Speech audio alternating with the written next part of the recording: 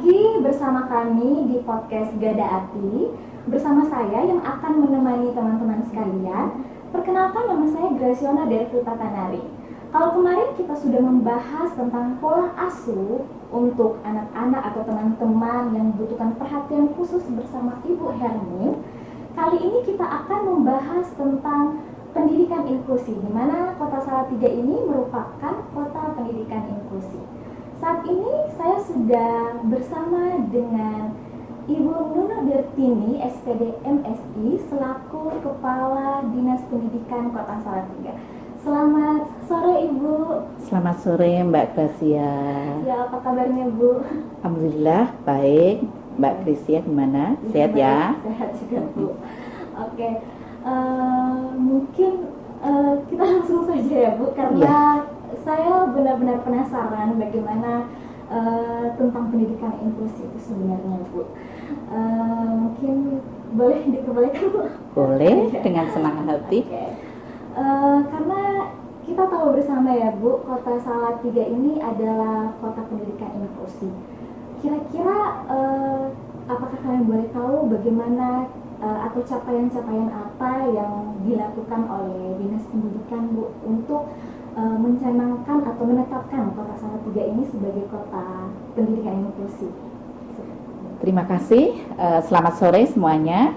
Dalam kesempatan ini kami ingin menyampaikan bahwa pijakan kami di dalam melaksanakan pendidikan inklusi itu yang pertama sudah ada Peraturan Wali Kota Salatiga tahun 2013. Nah, mendasari dan menindaklanjuti itu, maka Dinas Pendidikan Kota Salatiga harus mendukung dan merealisasikan. Nah, bentuk dukungan kami yang pertama, sekolah-sekolah di Kota Salatiga ini sudah memberikan ruang, sekolah reguler ya, memberikan ruang kepada anak-anak berkebutuhan khusus atau anak-anak yang mempunyai keistimewaan. Nah, minimal 6% ini harus bisa diterima di sekolah reguler. Nah, kemudian Dinas Pendidikan di dalam memberikan dukungan secara real ini mengangkat teman-teman guru dari berlatar belakang ini ya, psikolog, kemudian juga terapis dan sebagainya. Ini kita berikan, kita angkat atau kita jadikan shadow teacher namanya. Jadi itu akan kami turunkan ke sekolah dalam rangka membantu sekolah-sekolah yang dimana di sana ada anak-anak berkebutuhan khusus. Nah, karena kami tidak mungkin akan hanya bertumpu kepada guru pendamping saja. Jadi perlu shadow teacher dan ternyata hasilnya cukup menggembirakan. Jadi anak-anak yang didampingi dari teman-teman shadow teacher ini bisa mengekspresikan, bisa mengoptimalkan dan mereka diberikan ruang, diberikan pendidikan yang sesuai dengan kebutuhannya. Beda kalau yang memberikan guru-guru atau para pendidik yang tidak berlatar belakang itu tentu akan sangat berbeda hasilnya. Jadi dengan penuh kesabaran, dengan segala ilmu yang dimiliki, para shadow teacher ini bisa membawa anak-anak memunculkan kompetensi yang ada, juga bisa mengoptimalkan bakat minat mereka. Dan ini sudah terbukti di pada setiap momen itu mereka tetap kita tampilkan. Jadi kita memberikan kesempatan supaya mereka ini bisa, ini loh apa yang sudah dipelajari, apa yang sudah dilakukan, dan hasil pembelajaran capaian selama ini sudah bisa dirasakan, dilihat, bahkan dinikmati oleh semua pihak begitu. Dan dari orang tua sendiri tentu kami juga butuh dukungan ya ini. Jadi sementara dari Dinas Pendidikan itu, di samping itu kami juga ada yang namanya SRC. Ini adalah gedung tempat di mana teman-teman SEDO, bahkan juga teman-teman lain yang punya latar belakang psikolog maupun latar belakang untuk memberikan pembelajaran kepada anak-anak berkebutuhan khusus ini di sana memberikan kesempatan kepada orang tua yang akan membawa putra-putrinya ke sana untuk diterapi, untuk diajari begitu, Mbak. Dan gratis ya, tidak dipungut biaya. Karena memang dari, untuk, dan oleh kita semuanya. Oke, mungkin Ibu sudah menjelaskan banyak sekali capaian-capaian ya Bu. Kira-kira dalam merealisasikan hal tersebut, apakah ada hambatan-hambatan atau biasa kan kita manusia ada banyak kekurangan atau ada problem pas direalisasikan di lapangan begitu Bu? Kira-kira apa? Iya, tentu banyak sekali Mbak. Persoalan pertama ini muncul dari orang tua. Yang pertama, orang tua memaksakan, karena pada saat anak dimasukkan ke dalam sekolah reguler itu kami selanjutnya kan akan kami assessment dengan melibatkan beberapa psikolog dari rumah sakit. Nah, hasil assessment itu akan kita sampaikan kepada para sedo, kemudian kita parentingkan dengan orang tua. Nah, saat itulah ketika ada anak yang memang benar-benar tidak bisa masuk reguler, ada orang tua yang tidak bisa menerima. Ini kan sebuah persoalan. Ini persoalan yang muncul dari orang tua. Kemudian persoalan lain muncul pada saat anak yang berkebutuhan khusus disekolahkan di sekolah reguler, ada orang tua lain yang menolak. Mereka berpikir bahwa anak ini nanti akan memberikan pengaruh yang tidak baik.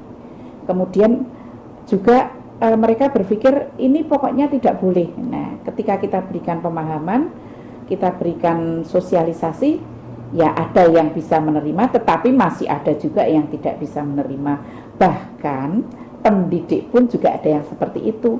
Kenapa sih kita yang sekolah reguler seperti ini harus menerima anak-anak inklusi, anak-anak berkebutuhan khusus seperti itu?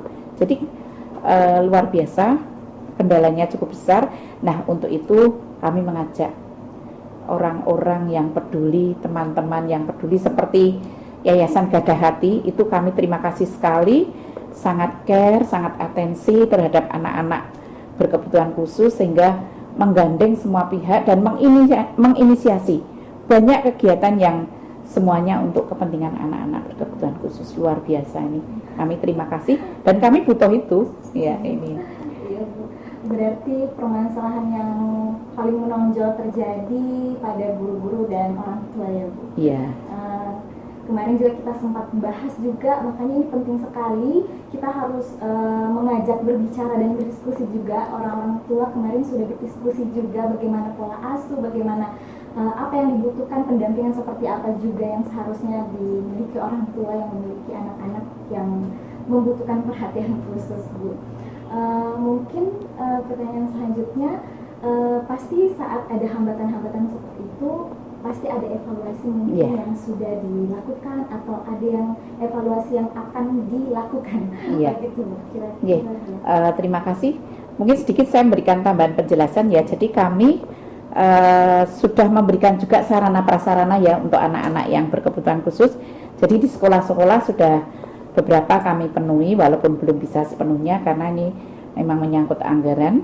Kemudian tentu ada evaluasi. Jadi kami setiap ada kesempatan, dan memang itu juga kami agendakan dari bidang kami, khususnya di bidang pendidikan dasar dan menengah, juga bidang PTK, ini kami adakan pembinaan terhadap para guru, para kepala sekolah, bagaimana mereka mensikapi. Kemudian di samping itu juga untuk para teman-teman sedo ini juga kami berikan pembekalan. Di samping itu kami juga menambah guru pendamping khusus dengan kita ikutkan pelatihan-pelatihan. Evaluasi ada, ke depan kami juga akan lebih intens, bahkan mungkin dalam waktu dekat kami akan meningkatkan SRC ini menjadi UPT, supaya lebih leluasa di dalam membuat program, kemudian juga di penganggarannya juga akan bisa lebih baik, begitulah.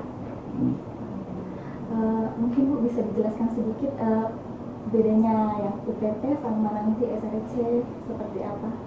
Kalau SRC kan selama ini masih menjadi bagian dari bidang.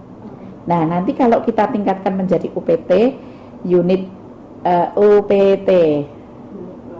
unit pelayanan teknis ya, atau ya, itu nanti secara penganggaran nanti akan menganggarkan sendiri, program kerjanya dibuat sendiri, kemudian di sana akan ada kepala UPT. Nah, kami berharap nanti ada PNS yang bisa menjadi kepala UPT supaya nanti kita bisa mengevaluasinya, memberikan sanksi dan sebagainya ketika itu tidak jalan, ketika itu stagnan itu bisa. Ya, ini seperti itu. Oke, baik Bu. Mungkin pertanyaan terakhir dari saya, kira-kira apa yang mungkin Ibu Nunu sebagai Kepala Dinas Pendidikan ingin sampaikan kepada mereka nanti yang akan menyimak video kita dari mungkin latar belakang yang berbeda, profesi yang berbeda, mungkin kira-kira Ibu ingin menyampaikan apa pesan untuk mendukung pendidikan inklusif di Kota Salatiga? Okay. Yang pertama saya kepada orang tua dulu. Yang orang tua tetap bersyukur. Anak kita dalam kondisi apapun kita harus bersyukur karena itu adalah anugerah. Jadi jangan pernah menolak, jangan pernah mengesampingkan atau menyalahkan. Kemudian yang kedua kepada para pendidik. Ini adalah bagian yang harus kita selesaikan, bagian yang harus kita garap. Kita tidak boleh hanya mencari yang bisa garap dengan mudah. Tetapi ini adalah sebuah tantangan, artinya tantangan itu bukan berarti untuk kesenangan kita ya, tapi ini adalah sesuatu yang harus kita selesaikan begitu. Yang ketiga, kepada semua komponen saya mengajak, mari kita peduli terhadap kondisi anak-anak yang membutuhkan perhatian kita. Dan yang terakhir kepada semua pihak, terutama kepada ibu-ibu muda yang masa-masa produktif ya, ini tolong, karena anak-anak berkebutuhan khusus ini biasanya berawal dari kekurang siapan para ibu-ibu muda maupun para bapak-bapak muda yang sudah yang melakukan perkawinan, sehingga ketika nanti mengandung dan sebagainya, perhatikan untuk gizi, untuk pertumbuhan dan lain-lainnya itu dipertimbangkan, diperhatikan, jangan sampai terjadi hal demikian. Jadi sebetulnya stunting itu nanti awalnya dari situ, kemudian stunting menjadikan anak berkebutuhan khusus, akhirnya menambah masalah-masalah. Kalau orang tua, kalau semua komponen masyarakat, kalau semua unsur itu tidak peduli, bahkan terkesan memandang anak-anak ini adalah sepertinya ganjeli, bahasa Jawanya ganjeli atau membebani, itu nggak boleh, tidak boleh, karena kami yakin semua anak yang dilahirkan oleh kita itu semua mempunyai keistimewaan. Kondisinya seperti apapun nanti kita lihat semuanya. Kita sudah banyak contoh, semuanya akan mempunyai keistimewaan dan membanggakan bagi kita. Saya kira ini butuh kebersamaan, butuh semangat yang sama, butuh kesungguhan, tidak sekedar lip service, tidak sekedar PHP, tetapi harus real action begitu. Nah, ini salah satu yang saya sangat respect, sangat bersyukur ada yayasan yang mau berinisiasi untuk selalu mengajak kita semua peduli dan peduli. Saya kira itu. Terima kasih. Ya. Mudah-mudahan anak-anak itu bisa tumbuh kembang dengan baik sesuai dengan harapan kita. Baik, terima kasih banyak Ibu sudah menyempatkan waktu, sudah berbagi bersama kami. Banyak hal yang diharapkan dan banyak sekali juga evaluasi yang mungkin akan dilakukan kembali.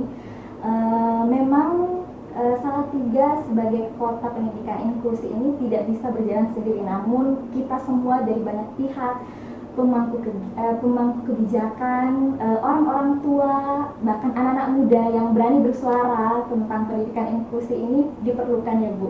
Yeah. Semuanya. Jadi untuk itu sekali lagi terima kasih Ibu. Satu hal Mbak Gracia, saya juga bangga dengan anak-anak ini, anak-anak muda loh, luar biasa ini.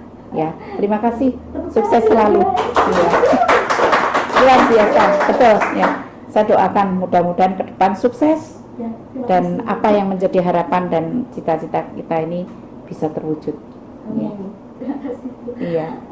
Untuk itu teman-teman, kita mahasiswa Fakultas Psikologi UKSW Angkatan 19, kita akan mengadakan open forum atau forum diskusi bersama orang-orang tua, bersama guru-guru pemangku kebijakan yang lain pada tanggal 25 Maret 2023 dengan mengangkat tema Aku Anak Berkebutuhan Khusus Aku Bisa. Untuk itu kami semua berharap ini adalah awal atau permulaan untuk suatu perubahan dan suatu rekomendasi untuk menjadikan Kota Salatiga pendidikan inklusi yang lebih baik. Iya. Oke, terima kasih teman-teman semua. Kita kembali lagi nanti di next podcast selanjutnya. Dadah. Terima kasih. Sudah ya.